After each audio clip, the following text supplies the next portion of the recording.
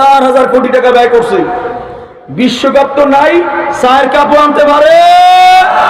অথচ হাফেজ একটা কোরআন 12 বছর 13 বছর 14 বছরের একটা ছোট বাচ্চা গোটা বিশ্বের মানচিত্রের মধ্যে বাংলার লাল সবুজের পতাকাটাকে উত্তোলন কইরা গোটা বিশ্বের মানুষের চোখে আঙ্গুল দিয়া প্রথম পুরস্কার নিয়ে আইছে। সম্মান দেখে জোরে কর না আল্লাহু আকবার। এজন্য কোরআন, এই কোরআনের সঙ্গে সম্পর্ক রাখা, মহব্বত রাখা, কোরআনকে ভালোবাসা। কারণ কোরআন কার? আরো জোরে বলেন। এদেশে আশিকের রসুলের অভাব নাই, কিন্তু আশিকে কোরআন পাওয়া যায় না। কথা বলে না ওরে আশিকে রসুল রে, আশিকে রসুল সূরা ফাতিহা পড়তে জানে না। এই জন্য আশিকে রসুল নয়, পাশাপাশি আশিকে কোরআন হওয়া চাই। কথা ঠিক না বাড়ি? লাভ আছে তো লাভ আছে।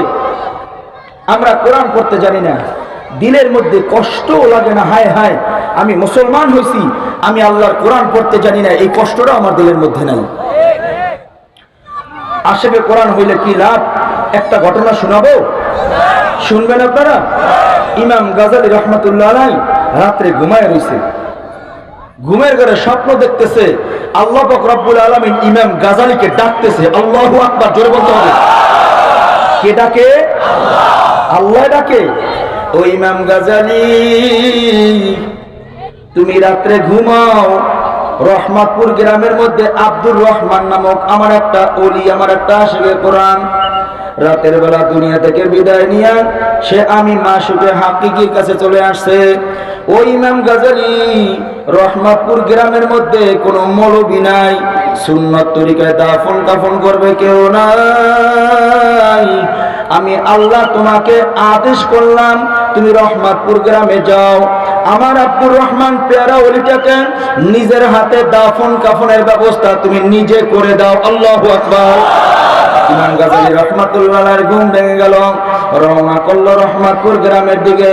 রহমাতপুর গ্রামে ঢুইকা লোকজনের ভিড়ে ঢুইকা জিজ্ঞাসা করে, বাবা এই এলাকার মধ্যে কোনো আল্লাহওয়ালা আল্লাহর ওলি মারা গেছেন কিনা? সবাই ডাক দিয়ে বলে, হযরত আমাদের এলাকার মধ্যে কোনো আলেমই তো নাই, ওলি আসবে কোত্থেকে? কারণ ওলি তো কেউ চেনে না, ওলি চেনে না মাই, ওলি চেনে না গাই, ওলি চেনে না ঘরের জননাই, ওলি আল্লাহ নিজে বানায়। হে আল্লাহর বান্দারা, যেই মা সন্তানকে গর্ভে ধারণ করলো, মাও টের করতে পারে না আমার সন্তানের সঙ্গে আল্লাহর সঙ্গে কখন সম্পর্ক হয়ে গেছে। স্বামী স্ত্রী একসাথে একই কম্বলের নিচে ঘুমায়, স্ত্রীও টের করতে পারে না স্বামীর সঙ্গে আল্লাহর কখন গোপন প্রেম হয়ে গেছে। ওলি চেনে না মাই, ওলি চেনে না গাই, ওলি চেনে না ঘরের জননাই, ওলি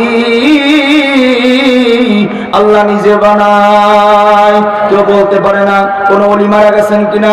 রহমাতপুর গ্রামের একেবারে শেষ পর্যায়ে চলে গেলেন, গিয়া একেবারে বয়োবৃদ্ধ একজন বয়স্ক লোকের কাছে জিজ্ঞাসা করে, বাবা এই এলাকার মধ্যে কোন আল্লাহর ওলি মারা গেছেন কিনা?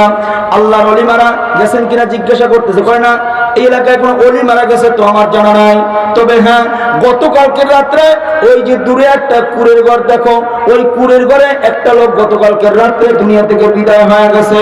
আমি আসার সময় দেখলাম সন্তানরা বাবার লাশ নিয়ে কান্নাকাটি করতেছে। ইমাম গাজালি জিজ্ঞাসা করে, বাজান ওই কুড়ের ঘরের লোকটার নাম কি? বয়োবৃদ্ধ লোকটা বলতেছে, ওই কুড়ের ঘরের লোকটার নাম আব্দুর রহমান। ইমাম গাজালি রহমাতুল্লাহ আলাইহি চোখের পানি ছেড়ে দিয়ে আল্লাহর কাছে কাঁদে আর বলে, আল্লাহ তাহলে ওই কুড়ের ঘরের আব্দুর রহমান কি তোমার ওলি, যার ঠিকানা স্বপ্ন যোগে তুমি আমাকে দিয়েছো? চলে গেলেন, দেখে সন্তানরা কাঁদে। জিজ্ঞাসা করে, বাবা কাঁদো কান? কয়, হযরত গতকালকের রাত্রে আব্বা দুনিয়া থেকে বিদায় হয়ে গেছেন, দাফন কাফনের জন্য কোনো আলেম এখন পর্যন্ত আসে নাই।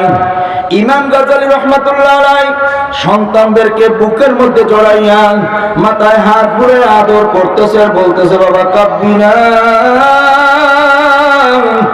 আমার মাওলা তোর বাবার দাফন কাফনের জিম্মাদারি রাতে স্বপ্ন যোগে আমাকে দিয়া তোর বাবার কাছে পাঠাইছে।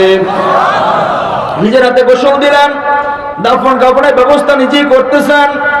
ইমাম গাজালি রহমাতুল্লাহ আলাইহি লেখেন, আব্দুর রহমানের লাশটা নিজে কোলে করিয়া কবরের মধ্যে নিজে নামাইছেন, কিন্তু আব্দুর রহমান নামক এই ব্যক্তির লাশটা কবরে শোয়াইতে দেরি, কবর থেকে জান্নাতের ঘেরান আসতে দেরি করে না। চোখের পানি ছেড়ে দিয়ে ইমাম গাজালি কাঁদে আর আল্লাহ, কুড়ির ঘরে আব্দুর রহমান কি এমন আমল করলো যার ঠিকানা স্বপ্ন যোগে দিলা এবং যার জান্নাতের নেয়ামত গুলা তুমি আমাকে দেখাইলা। আল্লাহ সন্তানদেরকে জিজ্ঞাসা করতেছে দাফন কাফনের পর, বাবা তোমার বাবার এমন কি নেক আমল আছে যে নেক আমলের দ্বারা তোমার বাবাকে আল্লাহর ওলি বলা যায়? সন্তানরা কাঁদে আর কয়, ওরে ইমাম, আমার বাবার এমন কোন নেক আমল আমরাও তো দেখি না। আমার বাবা খেটে খাওয়া কাঠুরিয়া মানুষ, সকালবেলা কুঠার একটা কাঁধে বহন কইরা এরপর জঙ্গলায় যাইতো, কাঠ কাইটা ওই কাঠ নিয়ে বাজারে বিক্রি করত, বিক্রিত টাকা দিয়া আমাদের জন্য আটা ময়দা গম কিছু নিয়ে আসতো। এই আটা ময়দা গম গুলা আমাদের মা পানির ভিতরে গোলায় গোলায় আমাদেরকে দিত, এগুলা খাইয়া খাইয়া আমরা আমাদের জীবনকে বাঁচাইতাম। ওই না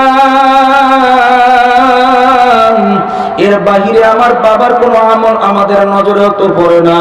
মায়ের কাছে জিজ্ঞাসা করলে হয়তো জানা যাবে। ভিতরে গিয়ে জিজ্ঞাসা করলো, বোন তোমার স্বামীর এমন কোন নেক আমল আছে যে নেক আমলের দ্বারা তোমার স্বামীকে আল্লাহর ওলি বলা যায়? ভিতর থেকে কান্নার আওয়াজ যায়, মহিলা বলতেছে, ওগো ইমাম, ও ইমাম, আমরা গরিব মানুষ, আমাদের ঘরের মধ্যে খাট নাই, খাটিয়া নাই, পলং নাই, আমাদের ঘরের মধ্যে একটা আলমিরা নাই, আমরা মাটিতে বসে খাই, মাটির মধ্যে ঘুমাই। বাজান আপনি আমি আরামের বিছানা ছাড়া ঘুম ধরে না। কত নরম নরম জাজিম, কত উন্নত মানের খাট, এরপর ফ্যান চড়ে ঘুম আসে না, এসি এয়ার কন্ডিশন ছাড়া ঘুম ধরে না। বাজান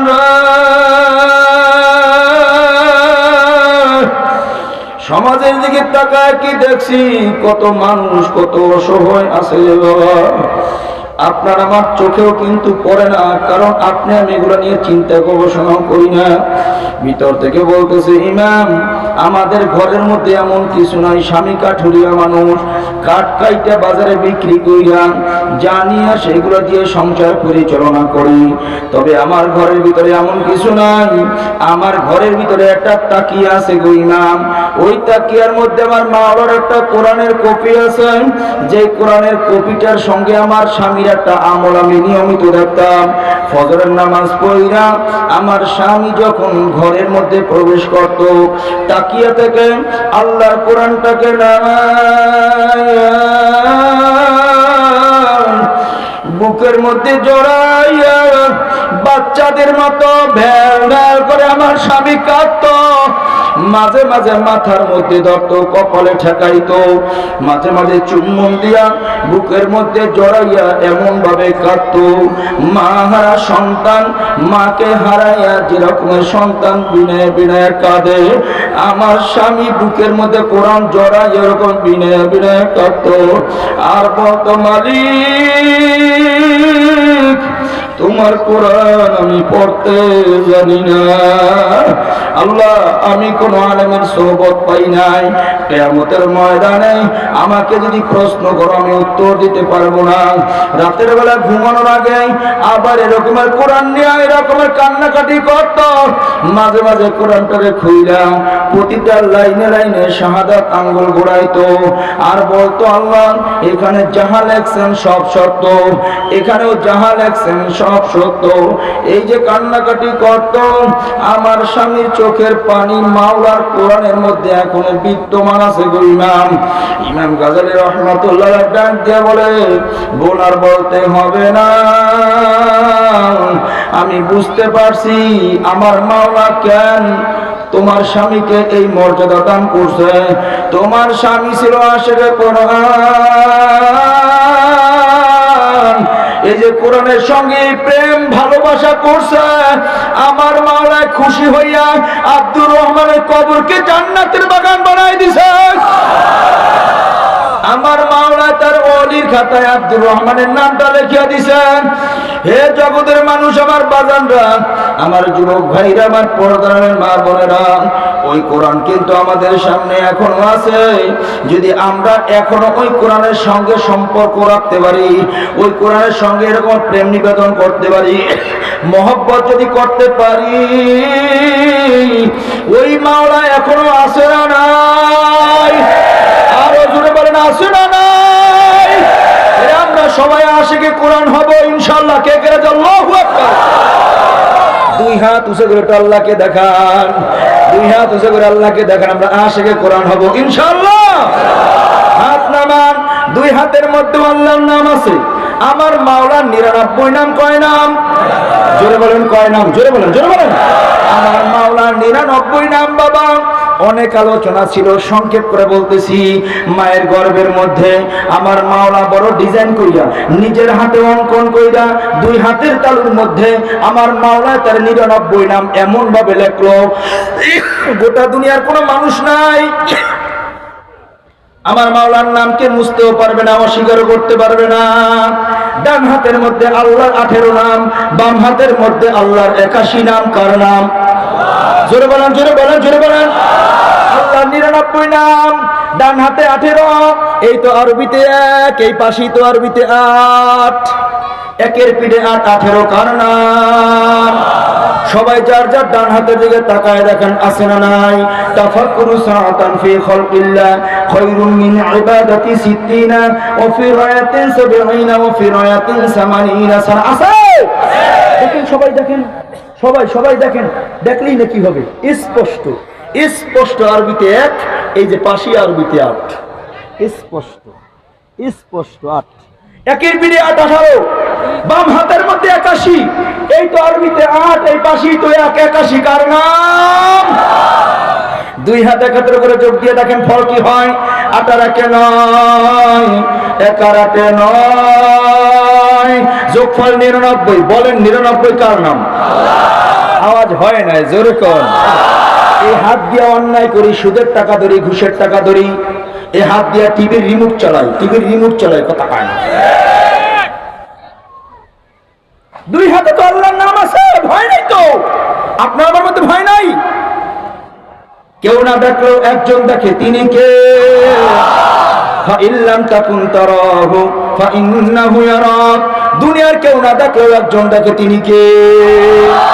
হে আল্লাহর বান্দারা, কবরের যাত্রীরা, 30 পারা কালাম দিয়া মাওলায় আপনারে আমারে কত সুন্দর সাজাইছেন। কোন মাখলুকাতের গায়ে হাত লাগান নাই। মাওলায় কারীম যখন মানুষ বানাইয়া ফেরেশতারা দেখাইলো, আল্লাহ দেখো কেমন হয়েছে, আল্লাহ কয় মন মতো হয় নাই। আমার মাওলায় কুদরতি হাত লাগাইয়া চেহারার ডিজাইন নিজে করছে। এই জন্য তো এতটুকু জায়গার মধ্যে চেহারাটা সামাই হয়, এতটুকু জায়গার ভিতরে এত সুন্দর ডিজাইন করছে। এত কোটি কোটি মানুষ, একজনের চেহারার সঙ্গে আর একজনের চেহারার মিল নাই। বানাইছে কে? আওয়াজ জোরে হবে, বানাইছে কে? আমার মাওলার চেহারায় হাত দিয়া, এ মানুষ কেন দামি আল্লাহ বানাইছেন, সব দুর্বল, এরপরে মানুষটা কেন দামি? আমার মাওলা ওয়ালাকাদ কাররামনা বানি আদম কেন বলছেন? চেহারার মধ্যে হাত দিয়া সর্বপ্রথম ডিজাইন কি করতেছে? আল্লাহ আলিফের সূরাতে নাক বানায়, আলিফ, আল্লাহু আকবার, আলিফের সূরাতে নাক বানায় আল্লাহ আলিফের পরিচয় দেয়, আলিফে আল্লাহ। আল্লাহ অর্থ আল্লাহ, আল্লাহ তাআলা মহিয়ান, করো তাহার গুণগান। গুণগান কার? জোরে কোন, জোরে কোন, জোরে। আলিফের পরে বা, একটা আঙ্গুলি ব্যবধান দিলেন, ঠোঁটটাকে মাঝখান চ্যাপটা, 2 সেকেন্ড নিচে আবার একটা নকটা লাগাইছেন। বা, খালি কেস টাকায়নি হল, পাগল হয়ে গেছে। মানুষটাকে কেমনে বানাইছে? অনেক কথা ছিল তো, আল্লাহ মাফ করে দেন।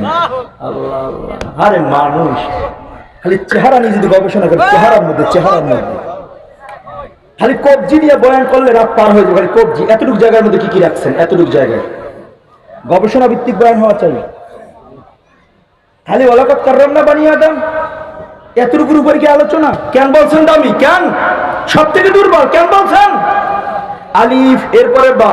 এই যে বা হরুফটা, এই জন্য মায়ের গর্ভে 10 মাস 10 দিন আল্লাহ নাভি দিয়ে খাওয়াইছে, মুখ দিয়ে খাওয়ায় নাই।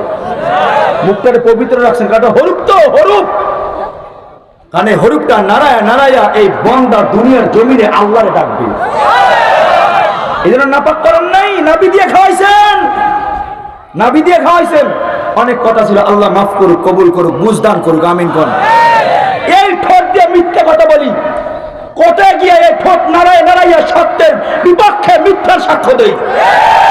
এই ঠোঁট নারায় নারায় গিবাত করতেছি, কথা ঠিক না? এই ঠোঁট নারায় নারায় মদ খাইতেছি, এই ঠোঁট নারায় নারাইয়া এই ঠোঁটের সঙ্গে সিগারেট লাগাইয়া সিগারেট খাইতেছি। অথচ মাওলাই করিম 10 মাস 10 দিন কুদরতিভাবে হেফাজত করছেন, ঠোঁটটাকে পবিত্র রাখছেন। আমি অপবিত্র বানাই দিছি। খালি কর হুজুর দোয়া করেন, কবুল হয় না। কবুল হবে কেমনে? ঠোঁট পবিত্র নেই। কারণ আলিফে আল্লাহ, আল্লাহ অর্থ আল্লাহ, আল্লাহ তাআলা মহিয়ান করো তাহার গুণগান। এরপরে একটা অঙ্গুলি মাঝখানে রাখলেন বা, বাতে বাইতুন, বাইতুন অর্থ ঘর, ঘর বানালেন খলিলুল্লাহ, নাম রাখলেন বাইতুল্লাহ। আল্লাহু আকবার। দেখেন পরিচয় আমার দিয়ে দিতেছে, বয়ান তো নিজের মধ্যে ঢুকিয়ে গেছে, সব ঢুকিয়ে দিছে নিজের মধ্যে। আল্লাহ কবুল করেন।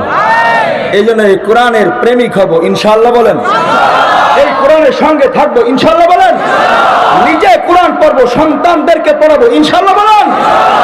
কে কে এই মুহূর্তে নিয়ত করছি আমি আমার সন্তানদেরকে কোরআন পড়াবো? আল্লাহু আকবার, মাশাআল্লাহ, আলহামদুলিল্লাহ, নারায়ে তাকবীর, নারায়ে তাকবীর। ছোট্ট একটা ঘটনা বলি, শেষ করতেছি, শুনবেন নি? সন্তানকে কোরআন পড়াইলে লাভ কি? আল্লামা জাকারিয়া স্যার,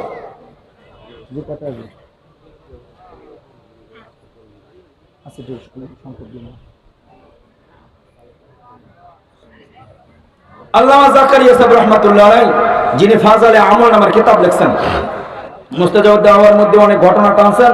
এর মধ্যে ছোট্ট একটা মানে লম্বা ঘটনা আমি ছোট্ট করে শুনাইতেছি আপনাদেরকে। আল্লামা জাকারিয়া সাহেব রাহমাতুল্লাহ আলাইহি উনি লিখতেছেন যে এক আল্লাহর ওলি রাস্তা দিয়ে যাইতেছেন, আল্লাহর ওলি এক গোরস্থানের পাশে দাঁড়াইলেন। বোঝেননি ভাষা আমার? কবরস্থানের পাশে দাঁড়াইয়া সূরা ফাতিহা ইখলাস পড়া ইসারা সওয়াব করলেন, দোয়া করলেন। দোয়া করে আল্লাহর ওলি চলে গেলেন, রাতে ঘুমায় রইছেন। ঘুমের ঘরে স্বপ্ন দেখতেছেন, সারা দিনের যত নেকি সব ফেরেশতারা কবরবাসীদের মধ্যে বন্টন করতেছে। আল্লামা জাকারিয়া সাহেব রাহমাতুল্লাহ আলাইহি সন্তানদেরকে নসিহত করতেছেন, যার বাপ মা নাই দুনিয়ায়, আপনার আমার ঘরে যখন সিনেমা চলে, সিনেমার গুনাহগুলা দিন শেষে ফেরেশতারা ওই কবরের মধ্যে বন্টন করে আর কবরকে জাহান্নামের আগুন বানায় দেয়। কি মনে করতেছি, কি মনে করতেছি, কি বুঝতেছি? আল্লামা জাকারিয়া সাহেব রাহমাতুল্লাহ আলাইহি বলেন যে ওই আল্লাহর স্বপ্ন দেখতেছেন যে ফেরেশতারা সব নেকিগুলা বন্টন করতেছে, সবাই লাইনে দাঁড়াইছে নেকি নেওয়ার জন্য, কিন্তু একজন মহিলা সে বসে রয়েছে, সে লাইনে দাঁড়ায় না, চুপচাপ মুস্কি মুস্কি হাসতেছে। আল্লাহর ওলি স্বপ্নযোগী জিজ্ঞাসা করলেন, মা সবাই নেকি নেওয়ার জন্য লাইনে দাঁড়াইলো, তুমি কেন লাইনে দাঁড়াও না? মহিলাটা মুস্কি মুস্কি হেসে দিয়ে বলতেছে, আল্লাহর ওলি সবাই নেকি নেওয়ার জন্য পাগল হইল, আমি নেকি নেওয়ার পাগল না। কেন গো মা, তুমি কেন নেকি নেওয়ার জন্য পাগল হও না? ডাক দিয়ে বলতেছে, আল্লাহর ওলি গো, আমি আমার গর্ভে এমন একটা সন্তান রেখেছিলাম, যে সন্তানটা দুনিয়ার জমিনে রেখে আসছি, যে নিয়মিত কোরআনুল কারীম তেলাওয়াত করে, সকালবেলা কোরআন তেলাওয়াত কইরা যখন দুইটা হাত বাড়ায় বলে রব্বির হামহুমা কামা রাব্বায়ানি সগীরা, আমার সন্তান দুইটা হাত বাড়াইয়া এই দোয়া করতে দেরি হয়, আমার আল্লাহ আমার কবরটা জান্নাতের বাগান বানাইতে দেরি করে না। স্বপ্ন যুগে আল্লাহ জিজ্ঞাসা করতেছেন, মা কি তোমার নাম, কি তোমার স্বামীর নাম, কি তোমার সন্তানের নাম, কোথায় তোমার বাড়ি ঘর ঠিকানা? স্বপ্ন যুগে ঠিকানা দিলেন, আমার নাম অমুক, স্বামীর নাম অমুক, সন্তানের নাম অমুক, গ্রাম অমুক এলাকায়, ওই এলাকায় এক বাজার আছে, বাজারের মধ্যে আমার সন্তান দোকানদারি করে। স্বপ্নের ঠিকানা অনুযায়ী আল্লাহর ওলি চলে গেলেন সেই গ্রামে, গিয়া দেখেন একটা বাজার, বাজারের মধ্যে একটা যুবক দোকানদারি করতেছে, মাথায় সাদা পাগড়ি, চেহারায় সুন্নতি দাড়ি, আল্লাহু আকবার। দোকানদারি করে, কাস্টমার চলে যায়, আবার সে কোরআন তেলাওয়াতে মশগুল হয়, আবার যখন কাস্টমার আসে কোরআন বন্ধ করে আবার বেচা কিনা করে। কিছুক্ষণ সময় এরকম দেখা আল্লাহর ওলি কাছাকাছি গিয়া সালাম দিলেন। সালাম দিয়া বলতেছে, বাবা তোমার নাম কি? উমুক। কয় জি। তোমার বাবার নাম উমুক? কয় জি। তোমার মায়ের নাম উমুক? কয় জি। তোমার গ্রাম উমুক এলাকায়? কয় জি। তোমার মাকে উমুক গোরস্থানে দাফন করছনি? আল্লামা জাকারিয়া সাহেব রহমাতুল্লাহ আলাইহি লেখেন, মায়ের কথা সন্তানের শুনতে দেরি, সন্তানটা দোকান থেকে লাফ দিয়ে পড়তে দেরি হয় নাই। আল্লাহর ওলি পা জড়ায় বলে, আল্লাহর ওলি আমার মায়ের কথা কেন জিজ্ঞাসা করেন? আমার মা কি কবরের মধ্যে কোনো আযাবে আছে নাকি? আল্লাহর ওলি নিজের হাতে সন্তানের ওই চেহারার পানি মুছতেছেন আর বলতেছেন, না বাবা না, তোর মা কবরে বড় ভালো আছে, তোর মা বড় শান্তিতে আছে। বেশি বেশি কোরআন তেলাওয়াত কইরা তোর মায়ের জন্য দোয়া কর, আল্লাহ তোর মায়ের কবরকে জান্নাতের বাগান বানাই দিয়েছে। আমি এই খবরটা দেওয়ার জন্য বাবা তোমার কাছে আসছি। আল্লামা জাকারিয়া সাহেব রহমাতুল্লাহ আলাইহি বলেন, কিছুদিন পর আল্লাহর ওলি আবার রাস্তা দিয়ে যাইতেছেন, আবার গোরস্থানের পাশে দাঁড়াইলেন। দাঁড়াইয়া আবার সূরা ফাতিহা ইখলাস পড়া আবার ইশারা সওয়াব করে চলে গেলেন। রাতের বেলা আল্লাহর ওলি ঘুমায় রইছেন, ঘুমের ঘরে স্বপ্ন দেখতেছেন আজকেরও ফেরেশতারা তার সারা দিনের নেকিগুলা ওই কবরবাসীদের মধ্যে বন্টন করতেছে। কিন্তু আজকের চিত্র ভিন্ন। ওই দিন যে মহিলাটা চুপচাপ বসেছিল, ওই মহিলাটা আজকের আর বসে নাই, লাইনের মধ্যে দাঁড়াইয়া ভিড়াভিড়ি কইরা সবার আগে নেকি নেওয়ার জন্য পাগল হয়ে গেছে। এবার আল্লাহর ওলি স্বপ্নযোগী প্রশ্ন করে, মা ওই দিন তো তুমি নেকি নেওয়ার জন্য লাইনে আসো নাই, আজকের লাইনে দাঁড়াইয়া ভিড়াভিড়ি ধাক্কাধাক্কি করতেছো কেন? বলতে দেরি, মহিলাটার চোখ থেকে পানি ছাড়তে দেরি করার নাই, কাঁদতেছে আর বলতেছে, গো আল্লাহর ওলি এতদিন আমার নেকির প্রয়োজন হয় নাই, আমার নেকির দরকার ছিল না, আজ আমি বড় নেকির কাঙ্গাল হয়ে গেছি। কেন মা, কিসের জন্য কাঙ্গাল তুমি? কয় যে সন্তানটা দুনিয়াতে রেখে আসছিলাম, সন্তানটা কোরআন পইরা পইরা আমার জন্য আল্লাহর কাছে দোয়া করত, আল্লাহ আমার কবরকে জান্নাতের বাগান বানাই দিত। সন্তানটা কয়েকদিন আগে দুনিয়া থেকে বিদায় নিয়ে ও কবরে চলে আসছে। দুনিয়ার জমিনে আমার দোয়া এখন আর আসে না। আমি তাকায় থাকি কোন পথিক কোন দোয়া করে কিনা, আমি বড় দোয়ার কাঙ্গাল। কোন পথিক দোয়া করলে ওই দোয়া নেওয়ার জন্য আমি পাগল হয়ে যাই।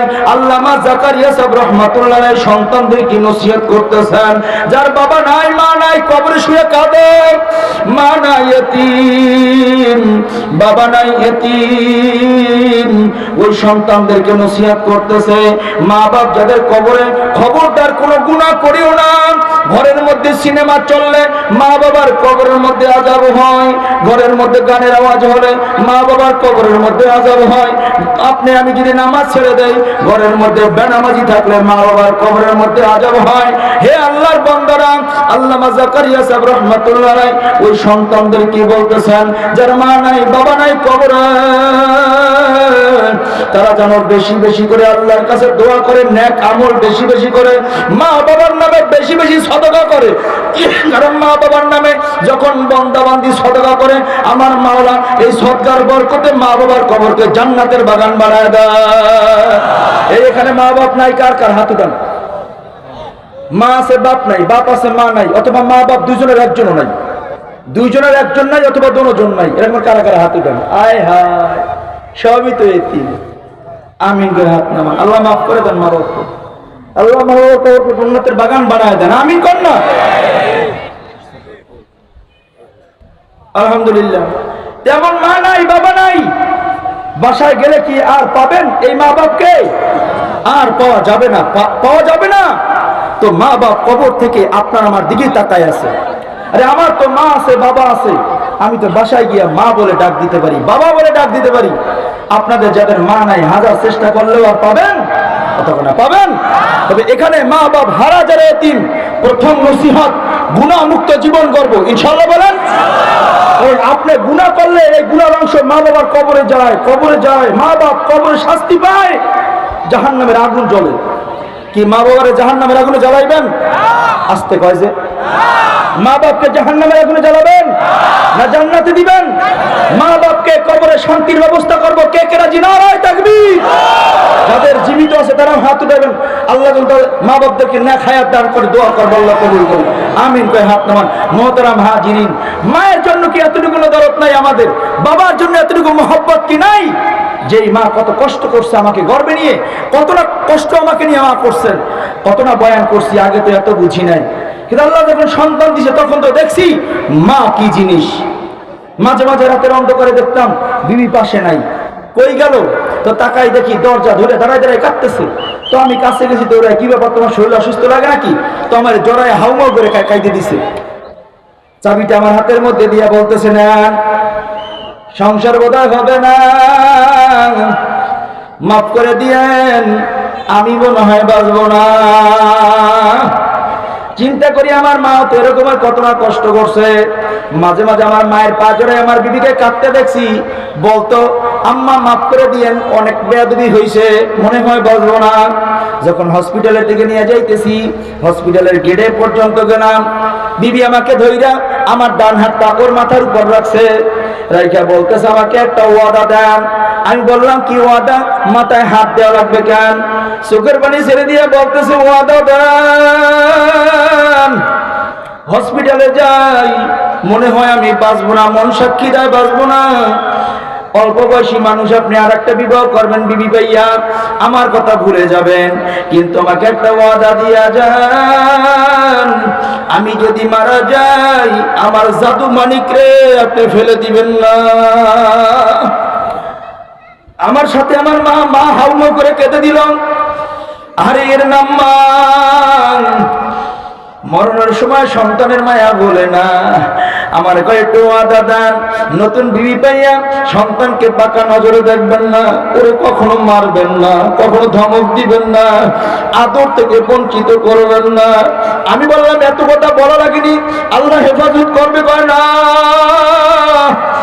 আমি যদি মারা যাই আমার সন্তানটা দুনিয়ার জমিনে চলবে। ও মা বলে ডাক দিয়ে দেখবে মা নাই, সামনে দেখবে মা নাই, পিছে দেখবে মা নাই, ডানে বামে ওর মা নাই।